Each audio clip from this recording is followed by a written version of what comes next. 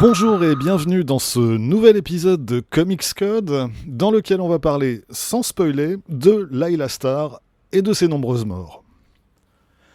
The Many Deaths of Laila Starr, Toutes les morts de Laila Starr dans sa traduction française, est une mini-série en 5 épisodes, parue aux États-Unis en 2021 chez Boom Studios, et publiée en France par Urban Comics en mai 2022. Elle est signée Ram V et Felipe Andrade. Ram V, on commence à le connaître, c'est un scénariste indien qui a fait ses débuts il y a une demi-douzaine d'années, avec notamment en 2018-2019 la mini-série The Savage Shores chez Vault Comics, publiée en France chez iComics et qui est de plus en plus présent à la fois chez DC et chez Marvel. Chez le premier, on lui doit quelques épisodes de Justice League Dark, Catwoman, ainsi que la nouvelle version de Swamp Thing lancée en 2021. Et chez Marvel, il écrit la toute nouvelle version de Venom, dessinée par Brian Hitch.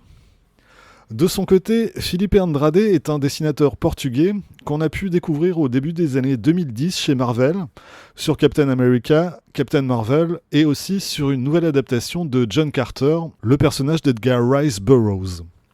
Ces derniers temps, il semble avoir davantage travaillé pour la télé ou pour les jeux vidéo, mais on le retrouve ici en pleine forme. Et ensemble, ils signent donc ce Many Deaths of Laila Starr, où, comme le titre le suggère, il est beaucoup question de mort, mais aussi et surtout de vie. L'action se situe principalement à Bombay, en Inde, et elle commence par 3 événements distincts. Une mort, une naissance et un licenciement. La mort, c'est celle de Laila Starr, une jeune femme dont finalement on ne saura à peu près rien, si ce n'est qu'au cours d'une soirée étudiante, elle a fait une chute mortelle. Est-elle tombée ou s'est-elle jetée dans le vide ? Même parmi les témoins, les avis divergent.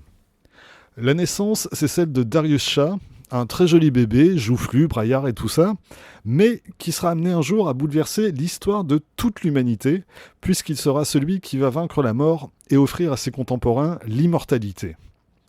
Et du coup, le licenciement, c'est celui de la mort elle-même, ou en tout cas de la divinité qui l'incarne, dans un panthéon hindouiste que Ram V et Andrade ont voulu très Startup Nation.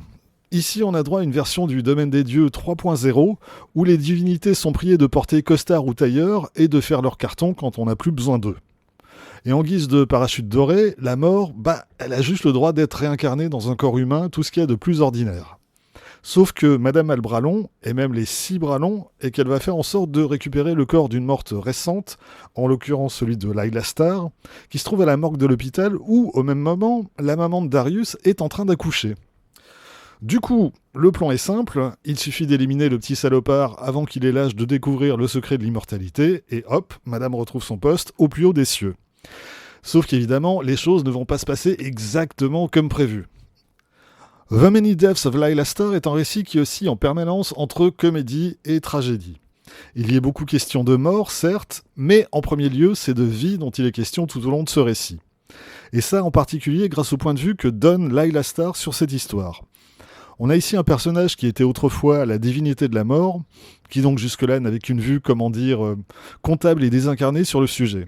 Pour rester dans le cadre très corporate installé par Ram V et Felipe Andrade, au début de leur histoire, pour elle, la mort c'est juste un graphique Excel présenté sur un PowerPoint dans une réunion managériale. Et puis tout à coup, elle se prend en pleine face que tout ça signifie vraiment. Et là, du coup, les enjeux sont plus les mêmes. Elle découvre ce qu'est réellement la mort, mais indirectement, elle découvre aussi ce qu'est réellement la vie. Chaque épisode fonctionne de manière indépendante, c'est-à-dire qu'il offre vraiment un début, un milieu et une fin. Au scénario, Ram V multiplie à la fois les protagonistes et les points de vue. Et c'est comme ça qu'on rencontre au fil des pages une gamine fantôme qui adore traîner dans les couloirs des hôpitaux, qu'on a le point de vue d'un corbeau chargé de conduire les âmes vers l'au-delà, qu'on a une histoire dont le narrateur est une cigarette, ou qu'on se retrouve à discuter avec un temple chinois qui se sent un peu perdu en plein cœur de Bombay. Visuellement, Felipe Andrade réalise un travail assez magnifique, tout en forme longiligne, un trait délié qui donne aux planches une ambiance vraiment singulière. On a parfois l'impression d'être face à une esquisse plutôt qu'à un travail achevé, une espèce de premier jet instinctif, mais qui fonctionne remarquablement bien, d'autant mieux que les couleurs d'Inès Amaro sont, elles, très précises et viennent renforcer l'ambiance de chaque scène. Côté scénario, le travail de Ramvi rappelle beaucoup, à la fois par le thème abordé et par son traitement, ce que Fabio Moon et Gabriel Ba avaient fait avec Day Tripper, cette magnifique série parue chez DC Vertigo en 2010.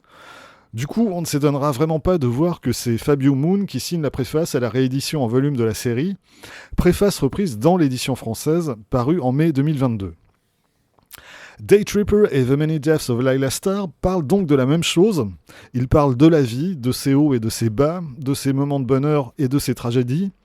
Et pour finir en citant Joss Whedon, ces œuvres nous rappellent que, de temps en temps, si on y fait vraiment attention, la vie, c'est pas si nul que ça. Voilà, c'est tout pour aujourd'hui. Rendez-vous très vite pour d'autres nouveautés. D'ici là, vous pouvez vous abonner à cette chaîne, laisser un commentaire et surtout lire des comics. Soyez sages et à bientôt.